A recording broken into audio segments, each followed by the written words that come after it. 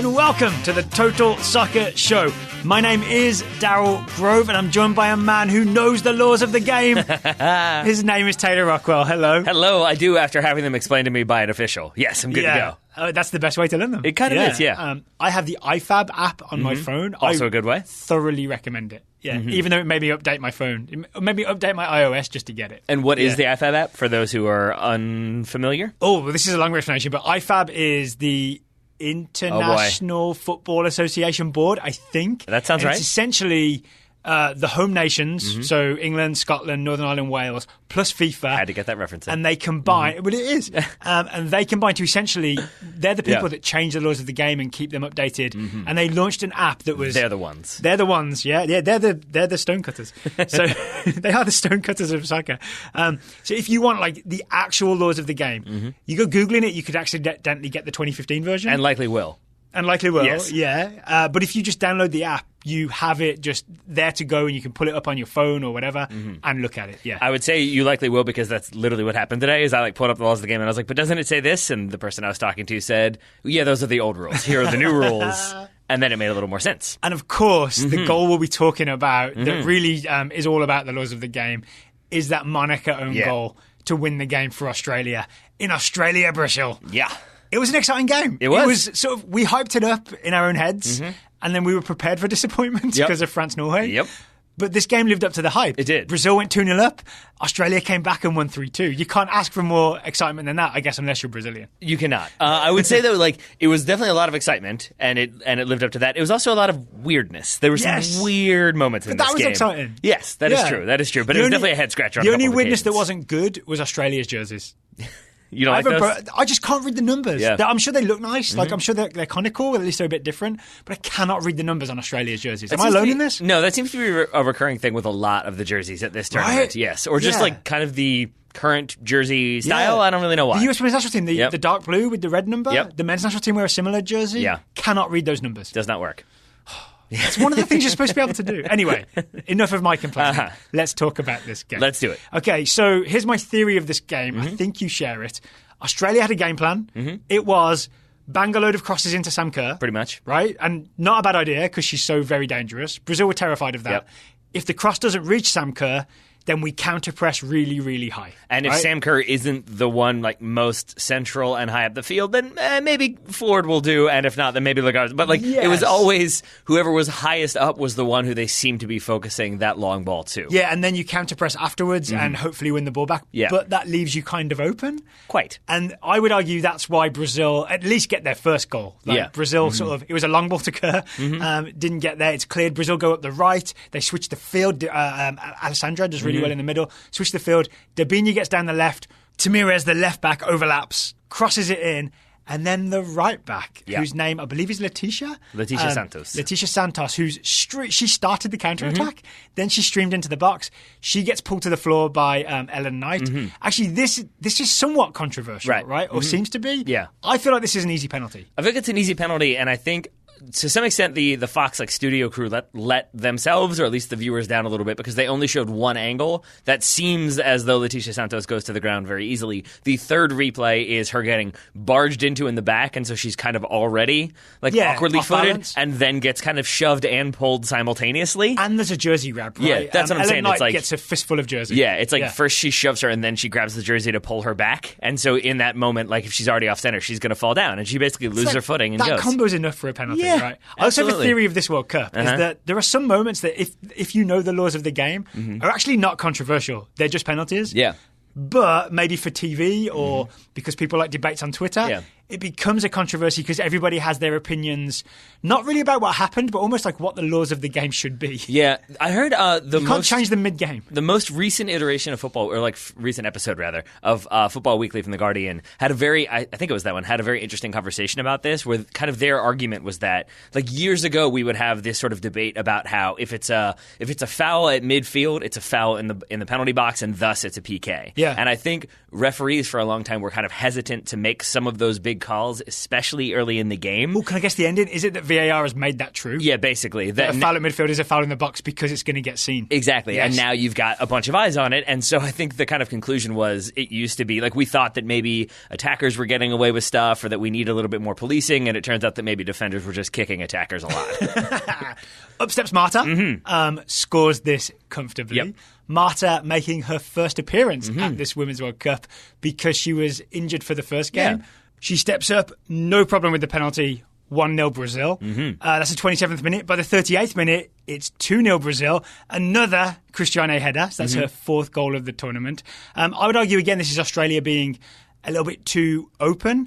And specifically, the legs of Gielnik were a little too open because she gets nutmegged, which is kind of what opens this whole thing up. Right? Yeah, I mean, I agree with that part. I have a hard time putting that on the entire team. I really do think it comes down to the whole point of like a pressing, like marking system. Yeah. Is that you don't get beat, and she gets very obviously beaten, and that then pulls everyone else out of position. Yeah, I think that's true. Yeah, and then Debinho exploits the space, gets the cross in. Cristiane with another one of those Cobra headers, 2-0 to Brazil. It's all looking good. Heading into half-time, Australia pull one back. You'll never guess how their goal comes about, Taylor.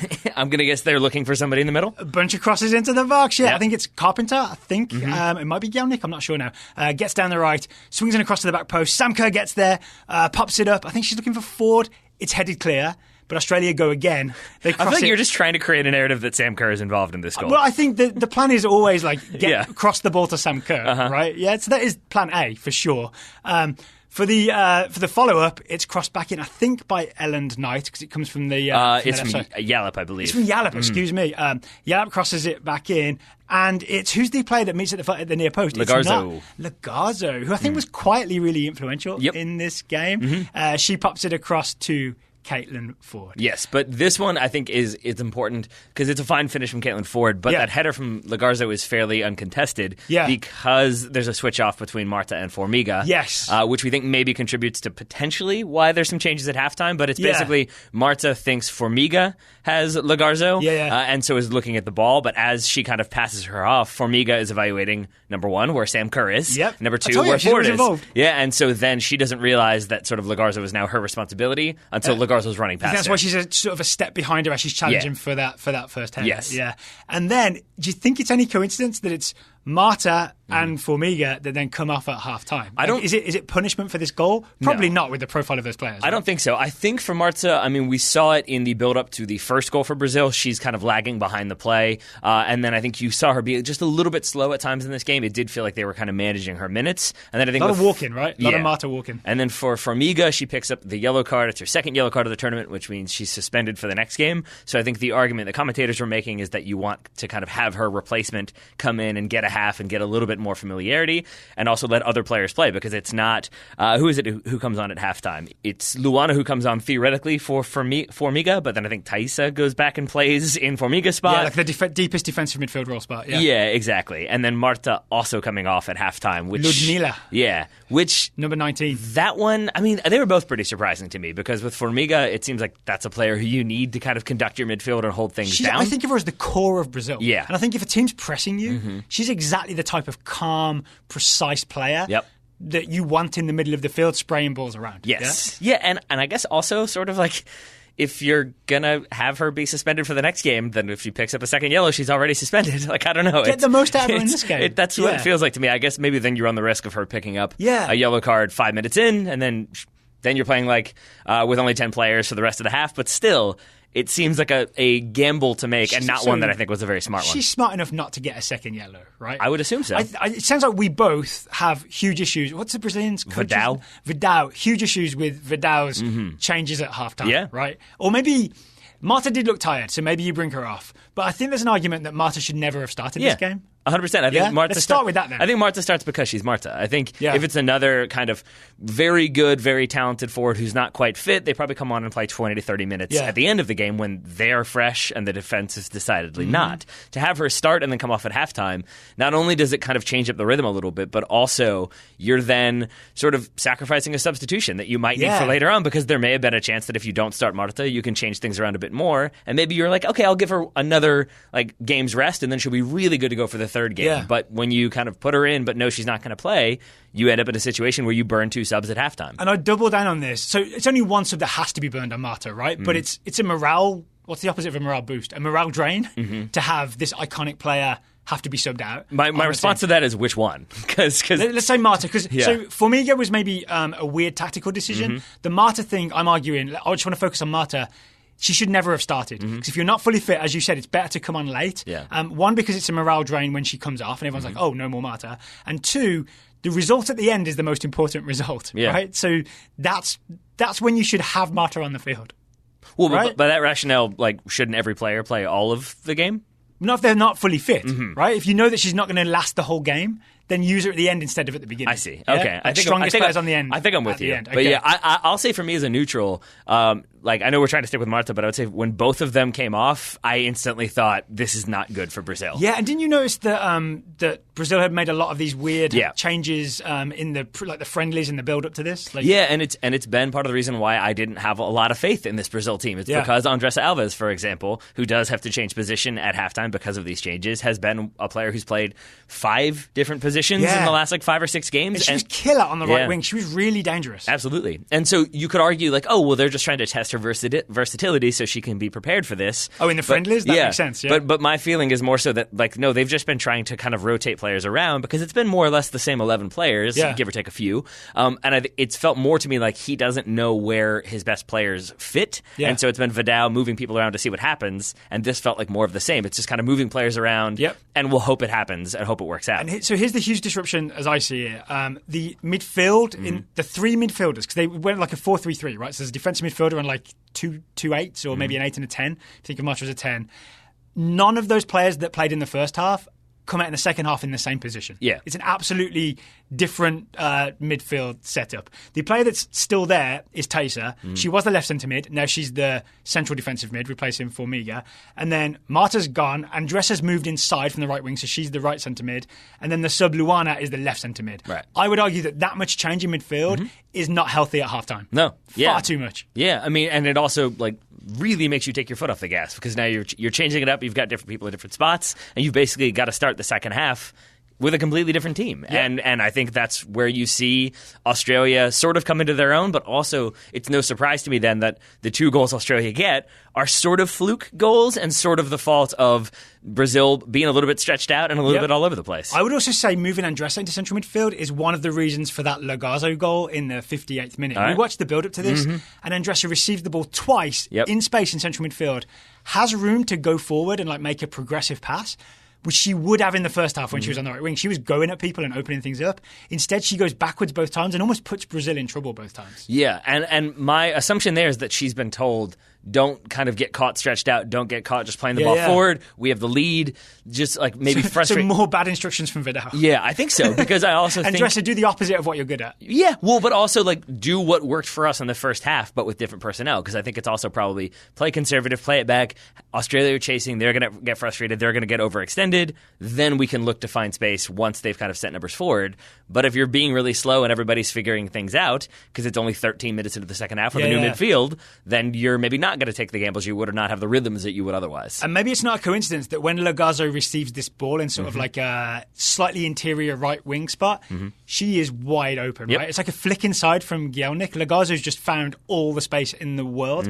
I would argue that if they had the same central midfield setup as in the first half, Formiga organising things, that Lagazo is not just wildly unmarked. Yes. Fair? Yeah, I think so. And then I also think the other element here that we've already talked about a little bit is the emphasis on Sam Kerr, not just from Australia, but from Brazil. That I think both of these second half goals come about because the Brazilian defense is very worried about Sam Kerr. So this is a cross to Sam Kerr that no one blocks because they're so focused on marking Sam Kerr. Pretty much. I mean, and it goes in. The cross goes in. You can see Monica as the shot is being taken / cross is being attempted. Monica is checking where Sam Kerr is and thus loses a step or two. And I think if she doesn't do that, if she just plays the ball, she's there to step across and just whack it clear. This is Monica captain and centre back. And at the same time, correct me if I'm wrong, in this situation, her centre back partner Kathleen Sousa, she's marking Sam Kerr. Sam Kerr's already marked. And yet Monica is so worried about Sam Kerr, she forgets to just block the cross that's coming in. And I think that's what puts the goalkeeper off, right? Because then the goalkeeper's like, is this a cross? Is Sam Kerr going to get a touch? Yeah. And it just confuses Barbara, right? And then it goes in. And then it goes in. But it definitely is that I think she doesn't want to react too soon because there could be a touch from Sam Kerr. And then I think for the third goal, the winning goal for Australia. This is the controversial goal that's not actually controversial. Yeah, I say that's fair. But again, it's Christiana sort of like it's Monica. Christiana failing to step, but it's Monica failing to like really like kind of back herself, I think, because again, she's worried about Sam Kerr. She's trying to like mark a player, mark space, organize a defense, and like see when the ball is being played all at once. And so I think she kind of misreads the ball in a little bit, and then is still concerned about Sam Kerr. So she then tries to make a play on it out of fear that Sam Kerr might make something happen. And if people haven't seen this, is Van Egmond, who has dropped into like a right backish role because Carpenter's gone forward, receives the ball, and like you said, no pressure from Christiane. Maybe she's tired, like she's in her mid-30s. It's late in the game. Another maybe Brazilian older generation player that's not able to last 90 minutes doing everything. She subbed off not long afterwards, right? Van Egmond goes deep cross for Sam Kerr, as Australia do, as we keep mentioning. And then, like you said, Monica, I think the key, you noticed this when we did the recording, is that she takes a position like she's set to head it. Yeah, that's what I'm saying, but then she goes a few steps backwards, and that's the reason. But she's also thinking too much about Sam Kerr again. Yeah, I think so, especially because Kathleen Souza is marking Sam Kerr and has her covered. Marked. Yeah, and I would say even she, Kathleen Souza, has like a little bit too much emphasis on Sam Kerr, because if she holds her position, she also might be able to just call Monica off of this one and get that head clear. But because she's worried about a player, she's again then not in the right position. So let's get to the controversy, not controversy. Sure. So Sam Kerr is in an offside position as this ball comes in from Van Egmond. Yes. The player that is marking Sam Kerr, Kathleen, is not the player that attacks the ball. No. The player that attacks the ball is Monica. So she is not sort of... Sam Kerr is not involved in play. I'm going to go ahead and say tries to attack the ball, but Tries to attack the ball, but instead flicks it past her own keeper. The actual law is, because Sam Kerr is not interfering with Monica in any way, by not making a play on that, then there's no offside offence, because Monica was free to head that ball. It's a defensive play that she makes, and therefore offside never comes into play. No, because if you go with the IFAB rules that we previously mentioned... Which are the laws of the game. Yeah, when it comes to becoming actively involved in the play, the third bullet point is the one that I think is the most applicable here. If a player is clearly attempting to play a ball which is close when the action impacts on an opponent, then they are deemed offside. In this case, Sam Kerr just being there is not clearly making a play on the ball. Agreed. And you could argue like that, okay, well, she's influencing and Monica has to worry about her. You can argue that, but that would not be within the laws of the game. That would not be within the laws of the game. So I talked to our mystery official, who cannot be identified. One day we'll name him, right? Maybe, we'll see. And his response was that there are two ways to look at it. It's Pierluigi Collina. His response was there are two ways to look at it. It's not fair because you're punishing a defender for playing the ball, or you're deciding not to bail out a defender who horribly misplays a ball just because there happened to be an attacker there. And basically, the latter leads to goals and attacking soccer, which might not seem fair. But if it's applied equally to both teams, which it is, then it's the definition of fair. Yeah. So, I mean, it might seem like, oh, well, maybe she did. But again, that's all kind of theoretical, whereas laws of the game indicate clearly attempting to play a ball. That's not what Sam Kerr was doing. Yep. I think the argument here is don't be so scared of Sam Kerr.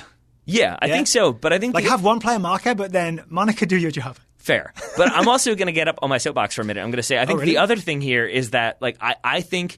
I've already mentioned them once, so I feel bad going back to it, but I think Fox's studio crew did not help with this, because I think they're overly focused on the debate about should it be offside. Well, clearly she's offside. Well, clearly she's not offside. Well, that's what gets eyeballs or gets attention. Yeah, I think so, but I also think it doesn't. I think people are smart, more or less. And I think that if you present things in a way that helps them better understand things, then they're more inclined to watch and they enjoy it more. So Fox should have just put the IFAB laws of the game on and explained why this was a goal, as opposed to say, what do you think? What do you think? It doesn't matter what someone's opinion is. The laws are the laws, right? Yeah. But I also think, I'm going to go a little deeper and say that you don't rent the space that they've rented in front of the Eiffel Tower and with this great view and then have a screen block it so you can explain IFAB laws. And that's what you would do if you were in a studio. So I get why they don't do it, but I think... Can someone just get it on their phone and then you just zoom in? I mean, that would be fine. I would have no problem with that. But I wish they would do that, because that's what Christina Unkel is there for, and she's trying to explain it while it's happening in the moment and while the commentator is disagreeing with her. Oh, in the play-by-play. Yeah, and to be fair, Christina Unkel...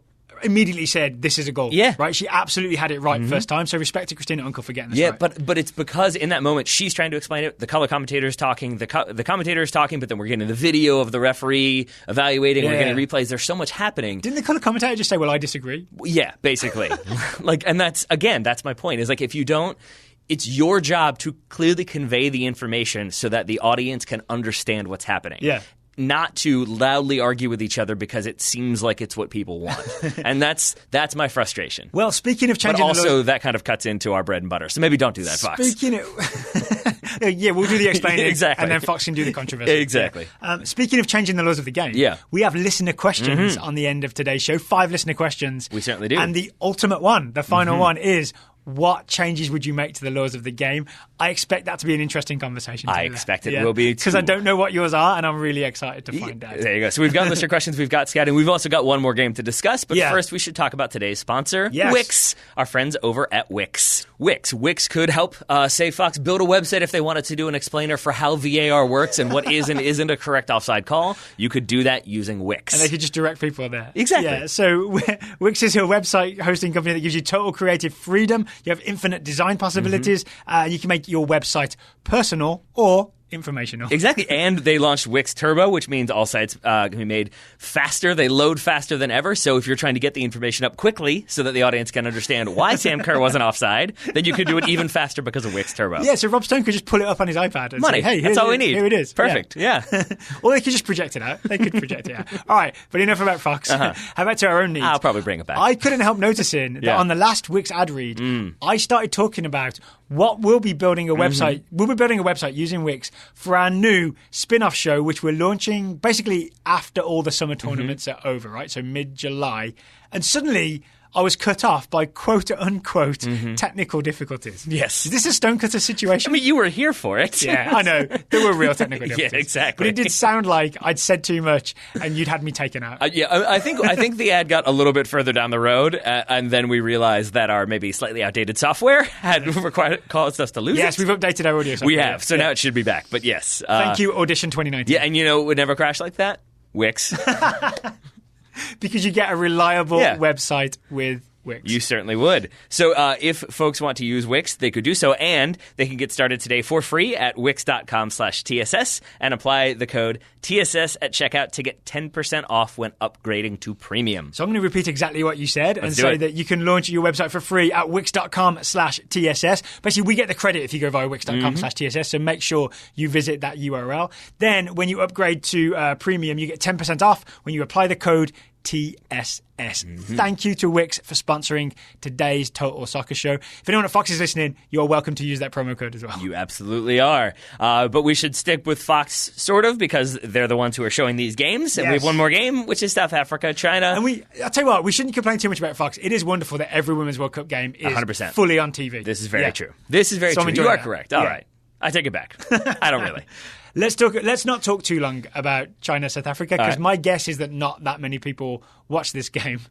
There was one goal in it, though. Yeah? I mean, this person did over here. You did? And I would say that I, similar to France-Norway, had a hard time staying truly locked in and focused on Any this one. particular reason? I mean, I think both teams lacked a final product in the end. I thought China were content to sit back a little bit more, be a bit more defensive, and then sort of probe for vulnerabilities, but they didn't really commit numbers forward in the way that kind of would have opened the game up. I see. And I felt like South Africa, for their part, I saw a lot of really good build-up play where there were sort of quick transitions to counterattacks, but it was a lack of numbers committed forward on their part as well. That they didn't want to overcommit? Yeah, forgive me, I can't remember the minute, but there's one where China have actually, I think it was off of a corner, have committed numbers in, and South Africa have a great they play out of pressure, they play it long, they connect, and then it's just the final ball through. It doesn't end up getting there. The Chinese goalkeeper's off her line and it's cleared. But there were just these moments where it almost came through and it almost became that next level game. Yeah. It just really struggled to get there in the very end. Well, China did get the win. They did. First half goal from Li Ying,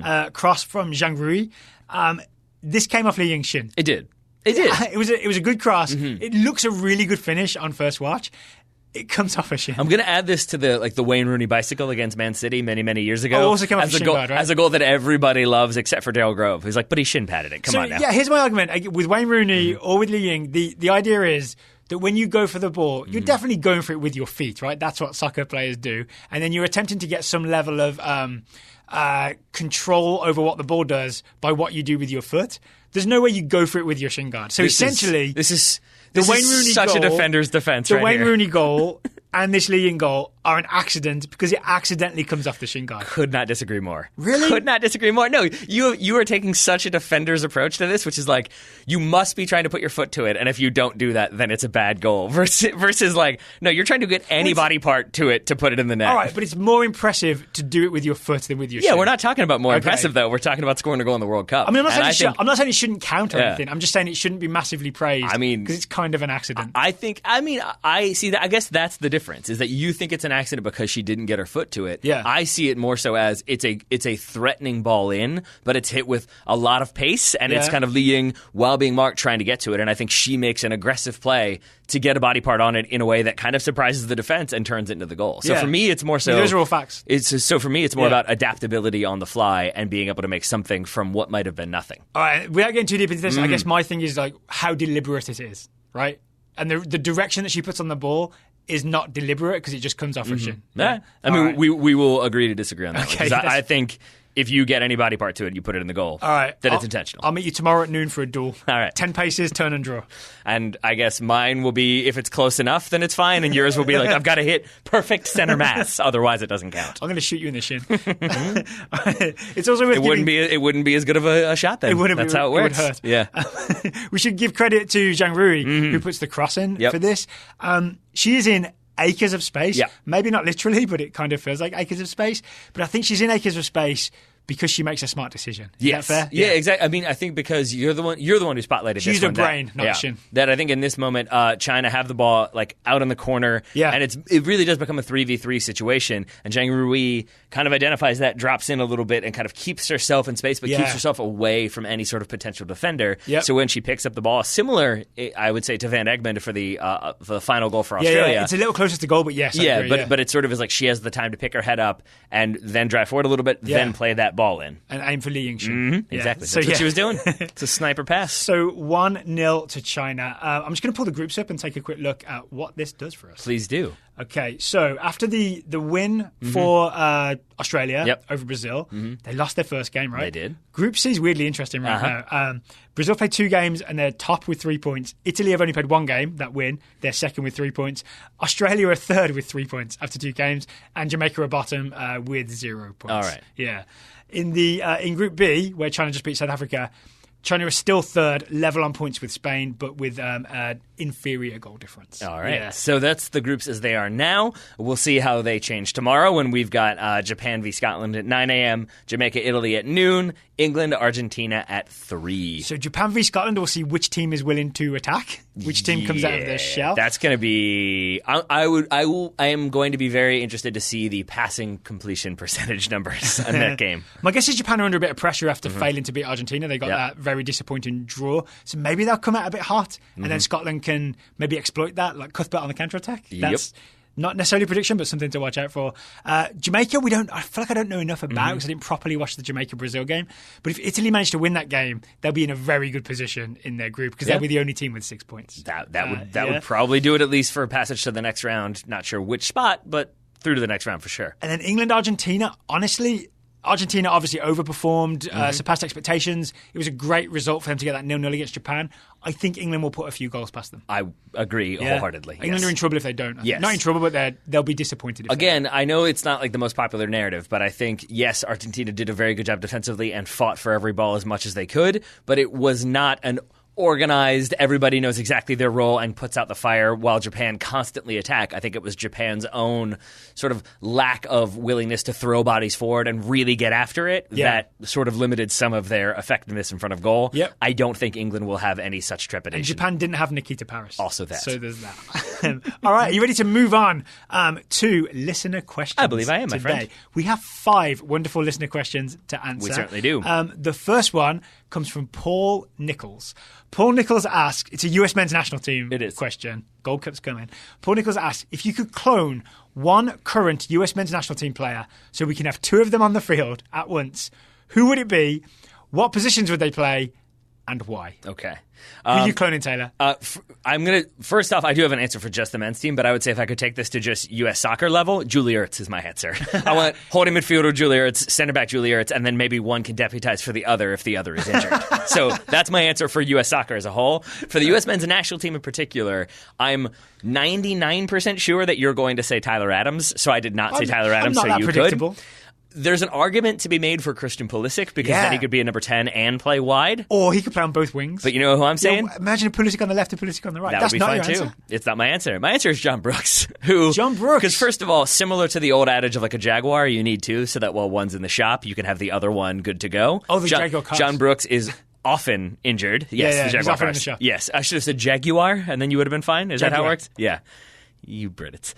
But yes, that way, like when one is injured, the other one can still play, and we have a reliable center back. But what if when you make the clone, the same injury problems transfer over? Yeah, but it's fine. Would you edit it out in the DNA somehow? First of all, no, this isn't Gattaca. But second of all, he'd never save enough for the second half. Is that a deep Gattaca cut? Or do you get That's a deep Gattaca cut. But you've seen it, right? Yes, but not recently enough to get it. But I still recognize the humor. He'd go forward on counterattacks and he wouldn't save enough to come back. There we are.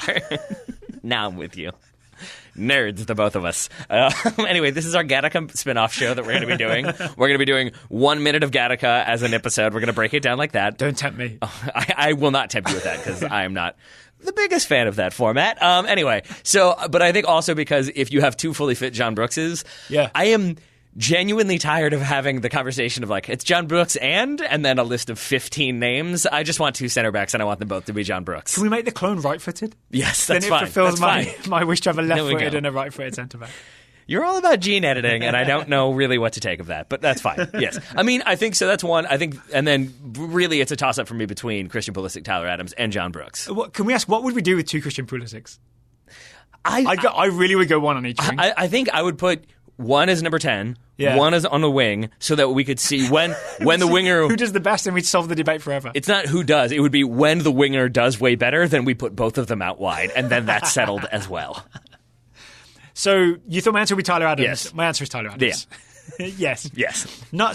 I would say this, because that is the answer. It is, right? Yes. You think so you think that's the answer, but you knew you were going to do it, so yes. You're such a good co-host. I do my best. Thank you so much. So, Tyler Adams, one, we need a spare, as we learned during this Gold Cup. Yeah. If people haven't heard yet, Tyler Adams is off the Gold Cup roster. I kind of forgot about that. He's been replaced by Reggie Cannon. If anyone is wondering why my audio maybe just sounded differently, it's because I leaned back in my chair and stared at the ceiling for a moment. Yes. And I would also argue, maybe even bigger than the should Pulisic be a winger or a number 10 conversation, is should Tyler Adams be the number 6, or should Tyler Adams play that sort of hybrid right back move into midfield role? Yeah. And what if we could do both? What if we could do both? Because then imagine you could have Tyler Adams, all his energy at right back, and sometimes he would be overlapping and getting crosses in. You'd still have that number 6 guy cleaning up any trouble, and really active defensive midfielder who puts pressure on the ball all the time.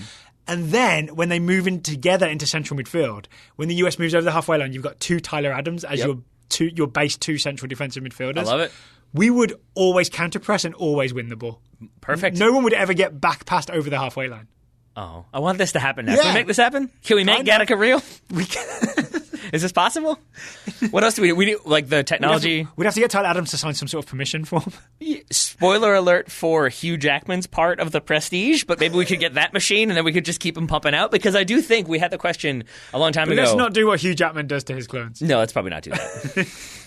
I'm against that. Make them all star on Broadway. But I do think that Tyler Adams, we had the question a while ago, if we could have one player play all 11 positions for a team, who would we go with? And I think my answer from most of these questions has been Arturo Vidal. I think we might be moving on to Tyler Adams. That I think if there's one American player who I could have play all 11 positions, the American Vidal. Yes, I think that's what he is, and that's what I'm calling him now. And he needs a mohawk and more tattoos.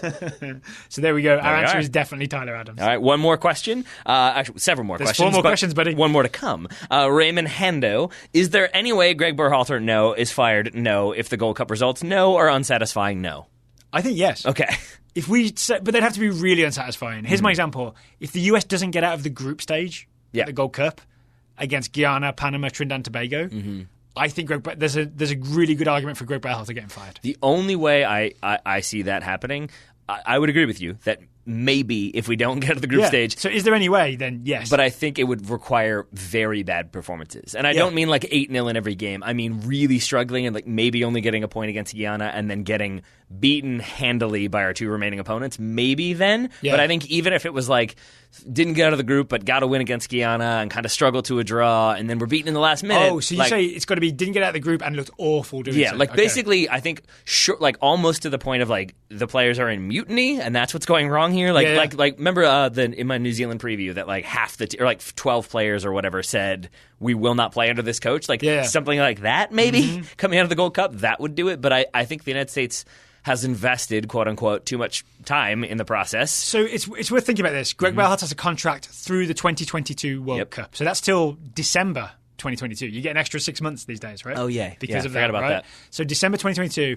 And we don't know how much he's paid. Like US Soccer, because they're a non-profit, they have to release their financial information. At some point, we'll know what Gregg Berhalter's salary is. We know Klinsmann's was like $3 or $4 million a year. We know when Bruce Arena took over, or I looked up today, it was $900,000. Yeah. So I would guess that Berhalter's on around Bruce Arena money. Yeah. Right? Like maybe $750,000 a year, something like that. It would be quite expensive to fire him because a lot of times when you fire a coach, it essentially means you have to pay him off. Yeah. So we'd have to pay off 3 years. It'd be maybe $2 to $3 million to pay off Gregg Berhalter. I agree, but I also think that probably wouldn't be the biggest concern. I think U.S. Soccer would be able to... Well, they're already still paying Jurgen Klinsmann. This is true. But that's why I kind of feel like maybe it wouldn't be that as big of an issue as I think Carlos Cordero. It's not as though he was the consensus pick for U.S. Soccer presidency. The kind of favored candidate was Kathy Carter heading into those elections. And I say that only to say that it is not as though things have been a smashing success under Carlos Cordero. That we still have the, I guess, animosity is the term I'm going to use between the Federation and the women's national team, and there's still a lawsuit there. Yeah. And then the United States... Lawsuit is the term I would use. Yeah, exactly. And then you have like the United States failing to qualify for the World Cup, which obviously was not under Carlos Cordero, but since then you have the year of indecision about who's going to be the coach. So when you finally have a coach who doesn't perform, I think there would be hesitation because all of a sudden it's like, oh, everything is just in free fall under this guy. And then maybe Carlos Cordero gets a little bit nervous about these things. So I have a feeling like it would be a very bad look for the person that, again, we spent a year, quote unquote, searching for to now basically not be working out. So I think they will hold the trigger as long as they possibly can. So you're saying group stage, don't get out of the group stage of the Gold Cup and look terrible doing so. Yeah. So worst case scenario... Or like players actually coming out and saying like, we won't play for this anymore. So they make the quarterfinal but lose and then players revolt. Yeah. But that's not really realistic, right? I don't think so. Because honestly, I know performances haven't been good, but the players seem fully bought into the Gregg Berhalter system, which is a positive. I mean, they don't seem not bought into it, is I guess the best. Yeah. So I think... This Gold Cup's going to be fascinating because we'll just have a real read on where we're at after this Gold Cup. I think so. Yeah, I hope so. It's telling to me that I don't necessarily know if that's true or not, but I hope it's true, and I'll agree with you there. But we'll be very surprised if it ends with the Berhalter fire. Yes. And it also shouldn't, right? You should be supporting Gregg Berhalter, hoping the US does well. Yes. Hoping that there's not even a question of him being fired. No. Yeah. Yes, I would agree. All right, I'm glad we're on the same page. All right, we have 3 more questions. I just want to add, because we have more tailored. Because I don't think this is not Gregg Berhalter's fault. I want to make that very clear. That now, the situation with the U.S. men's national team, like he has inherited the U.S. men's national team, I would say, at one of the weakest points in terms of depth of that roster. That if you start going down even the strongest positions we have fairly quickly, you're looking at people that are not that convincing. It's like an injury to Altidore, Pulisic, and Adams, and suddenly we're pretty thin. Yeah, Bradley as well. And that's not his fault. Yeah. And it is him trying to implement a system that I think, yes, he probably could have done if he'd had another 6 months or a year and been hired kind of right away. But he wasn't. And again, that's not his fault. So it's frustrating in the moment, and I think he's not even getting that much blame, I think. Unless he said, I want to finish out this season with Columbus Crew, in which case it is his fault they didn't take the job until December 2018. Yeah, there's that thing. Okay. Then that does change things. You're right. But I don't want it to sound like I'm saying, like, I think he should be fired, but I think it won't happen. It's more of a, no one thinks that, Tyler. Okay, cool. Then there we are. But I don't think he should be, and I hope he's not. 3, because if he's not fired, it means things are going really well. Right? There it is. So let's stick with that. 3 more questions on today's show. And another advertiser. How are your eyes doing, Taylor? Can you read the ad copy? They can indeed. You don't need contacts, do you? I do not need contacts. Oh, lucky you. Lucky you.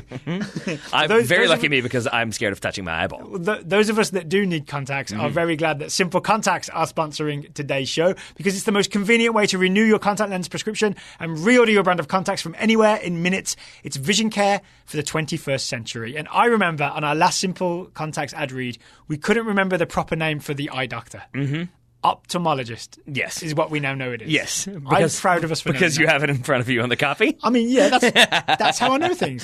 Simple Contacts that's what I do. I read and I know things. Simple Contacts has all the brands and types of lenses you're familiar with, so you never have to shop around to find your lenses at the best price. It's also reliable because it's designed by doctors and licensed ophthalmologists who review every test carefully to make sure your eyes look healthy and that your vision hasn't changed. So this is the part of Simple Contacts that is arguably the most innovative, is that you can renew your prescription online without visiting an actual ophthalmologist, which is kind of expensive to go see one of those people. Instead, you can use the app or the website to do the vision test, get your prescription renewed. It's examined by a real ophthalmologist. It's only $20 to do the vision test as well. Is that right? Okay, they let me do it for free. But it's $20. So then you get your prescription renewed and then you can order your contacts. Or if you've got a current prescription, you can just order your contacts anyway via Simple Contacts. There we are. And best of all, they're offering a promotion to TSS listeners. They can get $20 off by using the promo code TSS20. You go to simplecontacts.com/TSS20 or enter the code TSS20 at checkout to get $20 off. There are two ways in. There are two ways in. Simplecontacts.com/TSS20 or use the code TSS20 for $20 off your contacts. This is, just a quick reminder, this is not a replacement for your periodic full eye health exam, but it is a way to get $20 off your contacts and get those contacts sent to your door. Shipping is already included in there, so you get them sent to you, nice and easy, and you're on your way. And you stick them in your eyes. That's how it works. That's the part you don't like, I right? believe. Yes. No, I do not. No, I do not. Thank you, Simple Contacts, and thank you, Elliot Barr, for sending us a question. Elliot Barr, host of the River City 93 podcast. It's our rival Richmond Kickers podcast. It is indeed. We're in a turf war with Elliot Barr. And Elliot asks, I was wondering why Not really, it's friendly. Why aren't more U.S. women's national team players overseas playing in Europe instead of the NWSL? Is there any particular reason behind that? Yes, there is. There is indeed. The reason that most U.S. women's national team players stay in the NWSL is that they have those subsidized contracts, right? So there are, 22 spots in the NWSL where U.S. Soccer will pay the salary of U.S. national team players, which means they're paid above and beyond what other players are paid in the NWSL. So essentially, because of that, in England with cricket, we call it central contracts. Because of that central contract system, players like Alex Morgan and Megan Rapinoe can make a really good salary playing in the NWSL because US Soccer is paying them directly. That's why they don't go overseas and risk that salary, essentially. If it's 22, are we assuming that it's like the third string goalkeeper who maybe doesn't get it subsidized? So I was looking into this today for this question. It used to be 23, and US Soccer dropped it by 1 to 22.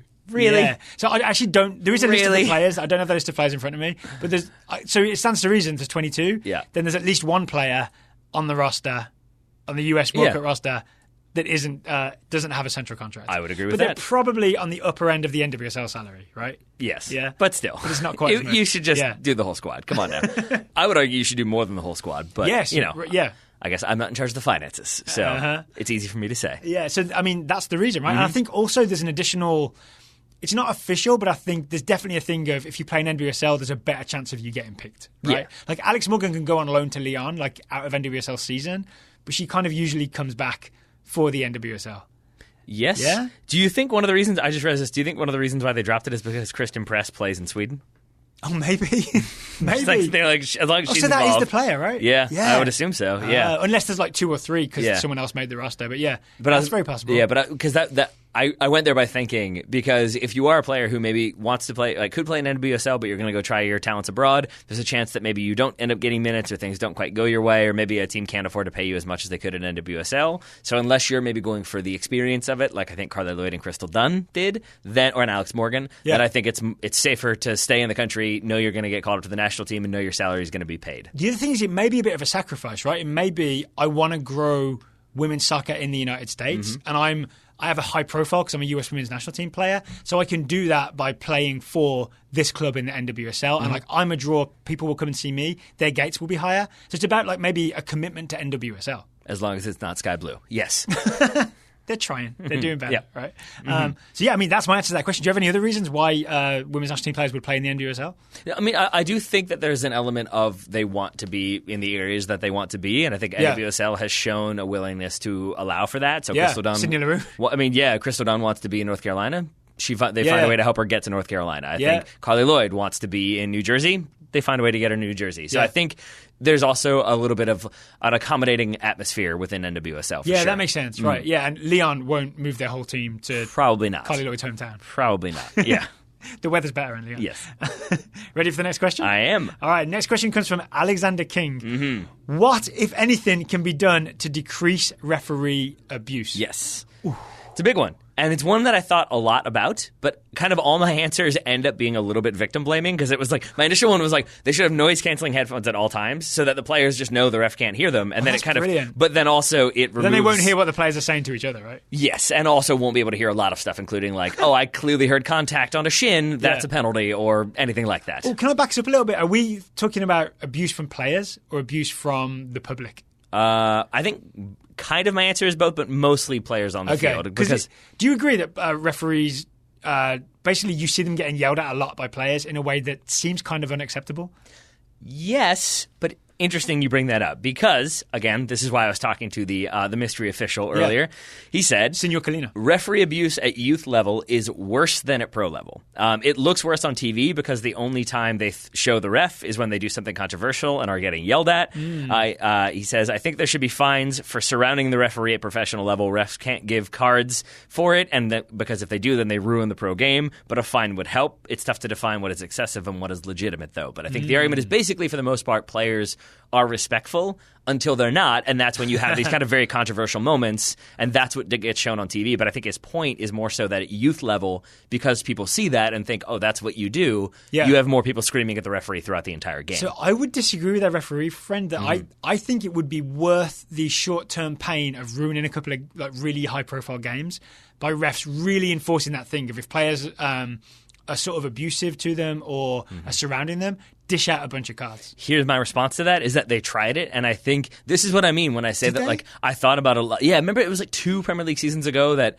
the referee started giving yellow cards for dissent, then that petered out very quickly. And I think, again, that was one of my thoughts until I realized the reality is that the league's just going to be like, no, you can't do that anymore. Like that's not how we want these games called. We'll find officials who will call it the right way. So essentially the league is valuing the product of the game more than the referees. I think so. Because, I mean, I think that, think about La Liga as an example. Like, not trying to pick a fight or say that it's worse than anything else, but you have Real Madrid and Barcelona. If you have Barcelona players surround a referee and he gives all of them cards, Barcelona's board is going to take issue with that. There's going to be a very strong reaction to that, and I think eventually there's going to be pressure, and the referee's just going to kind of go back to the norm. So I think maybe better education and better systems in place at youth level maybe kind of dissuades players at a younger age and dissuades parents from getting involved. And he did mention that as well, that some of the silent weekend things that they've done at youth level have worked. Is that where the parents aren't allowed to say anything? Yes. Yeah. I like that idea a lot. I like that idea quite a bit. And I do like the idea of fines after the game, because I think if you sort of have impact the game, but you punish the player afterwards. Exactly. Yeah. And if you kind of have a sliding scale of it was maybe on the one side of a 1 to 10, then maybe it's a verbal warning. And then if it happens again, then there's a fine, versus a 10 being $50,000 or something like that. How big should the fines be? Like a percentage of wages maybe? Yeah, I think that's probably the best way. Yeah. Yeah. Mm-hmm. So 50% of your salary maybe for 1 week if you really go at a referee? That'd be a big one. Exactly, deliberately. Yeah. And then maybe that money goes into officiating courses, and then you kind of incentivize referees writing fines. There we go. And then suddenly it's a whole corrupt system. You're a genius. You've created a whole system. Is that a self-sustaining economy? No, I haven't. But kind of. According to Mac and Charlie, that's a self-sustaining economy. Okay. Up next, it's an ad. Mm-hmm. It's it is one of our old friends. It is. It's Away Days. It is. We love awaydaysfootball.com. They are the purveyors and suppliers and providers of the mystery kit. The mystery kit is a way for you to maybe rep a random team, rep a random club, maybe get more excited about random teams around the planet, or just look very cool because you've got a super cool esoteric jersey that you're sporting at all times. So it is literally what it sounds like, right? It's $25 or less if you use the TSS discount, and you get a mystery kit, as in you don't know what it's going to be till it arrives at your door. The only thing you do know is it won't be Barcelona, it won't be Real Madrid, it won't be Arsenal. It will be, I think using the examples that we got, a really good example, I got Real Oviedo, which is the club I kind of like now just because I got that jersey. Olympiacos. Yeah. You got, I believe, Benfica. And River. All right. So this is good examples of clubs that you could get through the mystery kit. The mystery kit system. Yes. And then they do have the one for like slightly larger clubs for a slightly larger fee, and you can maybe get one of the bigger teams, but with that, you can also then say like, I don't want this team, because if you're a fan of Man United, you probably don't want Man City. So that's the 2018-19 mystery kit. So it's $40 for 2018-19, so you're guaranteed for it to be a current year, but it also could be a bigger team, unless there's one you don't ask for. Yes. Yeah. So the example is always like, if you're a Man United fan, you can say, I don't want a Liverpool kit. Yeah. Thank you very much. I don't want a Manchester City kit. Thank you very much. Yeah. Yep. You can also get, 15% off if you use the discount code TSS at awaydaysfootball.com. TSS for 15% off. And it's worth remembering, Away Days Football is an independent soccer clothing company. It is essentially a guy in Boston that started a soccer clothing company and has made a big success of it. There we are. So thank you very much to awaydaysfootball.com for sponsoring today's show and giving our listeners 15% off. They should take advantage before the new season is upon us. And that way, if you're maybe looking for a new team to root for, a new league to get into, or maybe the Women's World Cup has inspired you to get into more soccer, I think he was asked about maybe adding like women's options. We'll see if that comes to fruition. He said he's working on it. Yeah, the same for national teams as well. Notoriously hard to get, right? A lot of people couldn't even get their US women's national team jerseys in time for the World Cup because US Soccer and other providers were not getting them out in time. Sigh. Yeah. But Away Days is great, even if maybe other providers of jerseys are not. Ready for another question? Yes, sir. It's possibly a long one. It's the one I teased at the top of the show.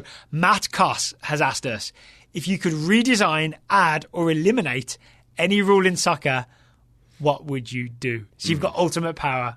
What would you do? All right, mine is very minor, but I'm good with it being minor. Okay. So you want to share it? It's like you and I tend to actively try not to have like really strong opinions about any particular thing, just because if like we don't like this system and then the team keeps playing it, it's not really fun to spend every episode being like, this system is bad. So we avoid some of those feelings. This is one that increasingly has been more and more like it annoys me every time I see it, and it's throw-ins, specifically where the throw-in is taken.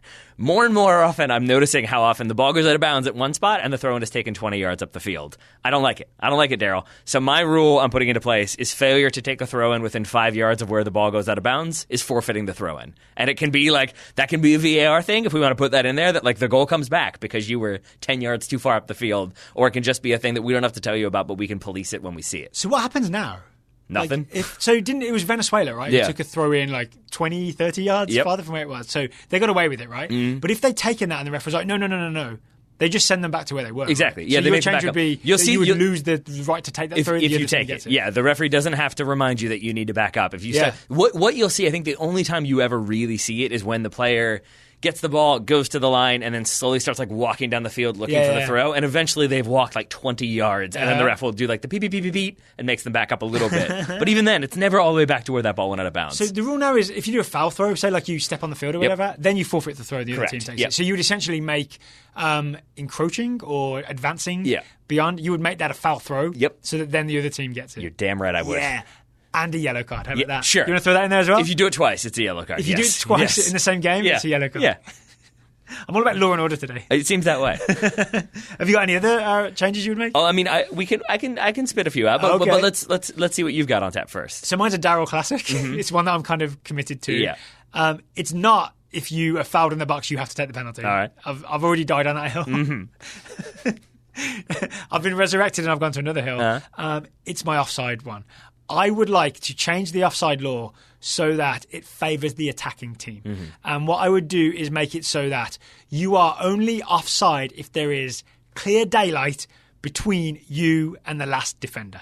All right. So this means that if you just manage to like, if your whole body is beyond the last defender, but if you've got like a toe just dragging behind and it's level with the last defender, you're still onside, right? If you go a little too far forward and suddenly you can like see clear daylight between the last defender and you, then you're offside. So this favours the attacking team. It would lead to loads and loads more goals. Okay. Yeah. And it still enforces the original spirit of offside, which is essentially to stop people goal hanging behind the defence, right? You still can't go and stand 10 yards behind the defenders. You still have to like be somewhat level with the defensive offside line, but you can get away with it a lot more. So would you be okay with the idea that it definitely favors the attacker then? Yeah, that's the point of it. That's why I want it, is because it favors the attackers more than the defenders. Because now the offside law right now is used as a weapon by defenses to stop attackers doing anything, right? Which wasn't really the original intent of it. The original intent was just to stop people going and standing next to the goalkeeper so that you could just play long balls at them. Yeah, but that's not the way it is anymore. I guess my hesitation for that is just that like right now, given the changes to like the way handball is being interpreted plus VAR, I feel like we're already seeing things move in the direction of favoring the attackers, favoring more goals. That's why I think this is a realistic possibility in the next 20 years. All right, I feel like that's my hesitation, is that I feel like it would be sort of suddenly it's all about the attack and it makes it all like impossible to defend. I would equate it almost with like the people would have to readjust. Yeah, but that's my point. Is I feel like I would equate it a little bit with the criticism people have of the NFL, where suddenly it's very difficult to be a cornerback because lots of stuff gets called for interference that maybe didn't used to get called, and now it really favors the offense and you have way higher scoring games, but it makes it really difficult to play defense. But this is the history of soccer, right? Is that they slowly, over the last 30, 40 years, have tried to make the game more attacking, right? Like the back pass rule where you could no longer pass it back to the keeper and he could pick it up. This new rule where you can pass the ball into your own box and people can receive it. These are quite major changes that make the game better to watch. I would argue that changing the offside law in this way is a similarly aesthetically pleasing, more attacking change. Yeah, I think that's probably true. I'm not even opposed to it. I think that where my head goes though is like the one you just mentioned about like the pass inside the box. Yeah, on a goal, which is new like this June, right? Yeah, but I think it's really easy with those types of rules because it's just like that is legal now. You can do this. Yeah, I think like whenever you take a thing that's already very nuanced and difficult to explain and sort of understand in the moment, and then you add more nuance to it, which is what I would say that is, it makes it a little bit harder for me to get my brain around, basically, because it feels like more of a thing that's going to lead to more consternation and criticism and confusion. Luckily, Matt Koss gave me authority to make the change that I wanted to make. There we go. And don't have to run it past you. All right, there we go. Or even the stonecutters at IFAB. There we go. And thank you to Matt for that question. If you want to ask us a question, the URL is totalsoccershow.com/questions. I will say we do get a lot. We do get a lot of questions, so we can't answer all of them. Especially right now. We got a lot of stuff going on and more to come. Yes, and we do the $10 a month. If you subscribe at $10 a month, we guarantee to answer one listener question a month. We may fail this month because we've been really taken up with the Women's World Cup. And the Gold Cup's about to start, and the Copa America's about to start, and so on. We will get to all those questions in the future, or at least we'll try really, really hard. We will indeed. We will indeed. Same thing goes for scouting, although scouting reports have backed off a little bit, but we have some to get to today. Most of the players are on vacation. Yeah, I guess that's a good point. And I think I appreciate that people have not just reported, like, they're linked with this team today, because that could be a lot of reports. But the Sun newspaper would not be helping us there, right? It would not. Publishing endless transfer rumours. So we've got a few to get to, starting with Matt Koss, scouting Lucas Matt Koss again. It's an accident. 22-year-old French midfielder for Lyon. Lucas's club future at Lyon is still uncertain, with countless rumors linking him to clubs in Serie A and the Premier League. However, his national team future was solidified when he was picked for France's U21 roster for the European Championships this summer. I forgot there's an under-21 European Championship as well. There's a lot going on. All right, we'll cover every game of that as well. Incorrect. Anthony Smith is scouting Gonçalo Guedes, the 22-year-old Portuguese left winger for Valencia. I know what he did. Anthony says, Guedes scored the only goal in the UEFA Nations League final, giving Portugal the win over the Netherlands. In the 60th minute, Guedes played Bernardo Silva in towards goal. Silva laid the ball back after Guedes, whose powerful shot from the top of the box just got past Silerson to give Portugal the win. Ladies and gentlemen, your UEFA Nations League champions are Portugal. Who saw that come in? Portugal? I guess maybe. And they also hosted the final tournament. So maybe we should have seen that coming. Maybe. Todd Ito, scouting Takefusa Kubo, 18-year-old Japanese attacker for FC Tokyo. Kubo made his senior national team debut on Sunday, coming on in the 67th minute in the Samurai Blues friendly against El Salvador. Can we take a moment to celebrate? Because I feel like we've been hearing about Takefusa Kubo for like 2 years on TSS, and he's finally made his senior national team debut. And we would expect more of that in the Copa America, since he'll be in that squad. He was very active in the attack in that appearance, creating numerous chances for himself and teammates. Bueno, Meanwhile, Kubo. reports in Spain suggest that Takefusa Kubo is a step away from signing with Real Madrid this summer, with Marca stating that he has already passed his physical. I don't know if I like this for Kubo. I'm not sure if I believe this for Kubo, but sure, I also don't think I like it either. He's going to play for the B team, right? And it's not the highest standard. It also, from what the reporting sounded like, it was that he will get like almost a first-team salary, like a decent amount of money, but he'll be playing for the B team. That seems like a recipe for disaster. That sounds very Odegaard. Remember when Odegaard went there, but like had demands about the first team, but ended up with the B team, and they eventually just said, "Why don't you go and move to the Netherlands?" Yes, but is still a Madrid player. Yeah. Well, the loan was really good. Yeah. Odegaard was really good, so maybe Kubo should just go straight for a loan instead of pretending that he can get straight in that Real Madrid team. They just signed Hazard and Jovic. They did. Yeah. They also, I think, transfer listed like 14 or 15 players. So maybe this is the idea that they got to like fill up the B team just in case. Some youngsters. Mark Gardberg is scouting Patrick Schick, now 23-year-old Czech striker for Roma. On Friday, Schick scored both Czech goals, the second featuring a lovely Cruyff turn in a come-from-behind win over Bulgaria in Euro 2020 qualifying. That nearly matched the 3 he scored all season for Roma. Oof. A man who's scoring slightly more goals, and also, I guess not legally a man, is Efrain Alvarez, scouted by Ben Richards. Efrain Alvarez is the 16-year-old Mexican-American attacker for the LA Galaxy. You're saying because he's not an adult, he's not a man? Well, I think that's correct. Yes, yeah. I just wanted to check what you were getting at there. I mean, it could be two things. No, it is the age thing. Efra played all of the Galaxy's U.S. Open Cup match against MPSL side Orange County FC. He scored twice in the 3-0 victory, the first from a free kick that showcased the skill in the 16-year-old's left foot. There's loads in there. There is indeed. And the second was a tap-in after a turnover. The goal also gave us the stat line goal Alvarez assisted by Alvarez, as Fabio Alvarez played the ball in to Efrain for the goal. All right, well done, Efrain Alvarez. There's still time to choose the USA. There is, right? I think so. Julie Nishimura Jensen is scouting Alan Halilovic, the 22-year-old Croatian midfielder for Standard Liège. Halilovic, was called into the full Croatian national squad. He was an unused sub, that's less good, in Croatia's Euro qualifier against Wales, and then received his 10th cap when he came on in the 58th minute of Croatia's loss to Tunisia in a friendly on Tuesday. His call-up was due to a long list of injuries, Rakitic, Rebic, etc., but it's still a good sign. That's good, that's bad, that's good, that's bad, that's good? Question mark? I think report, basically. They also have 2 players called etc., which is strange. It's odd. You wouldn't expect that. You'd expect like etc. Rich. Then maybe it would work. Thank you to Matt, Anthony, Todd, Mark, Ben and Julie for today's scouting reports. If you'd like to join the Total Soccer Show Scouting Network, the URL is totalsoccershow.com/join. All the information will be there. The link will also be in the show notes. All right. Putting it in the show notes. Yeah. I mean, I'm going to do it, so yeah.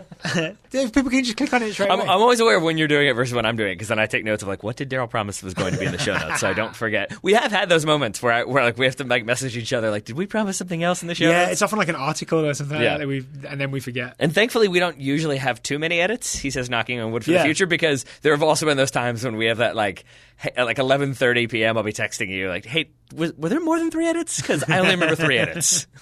No coughing today. No. You did pretty well. That's good, yes.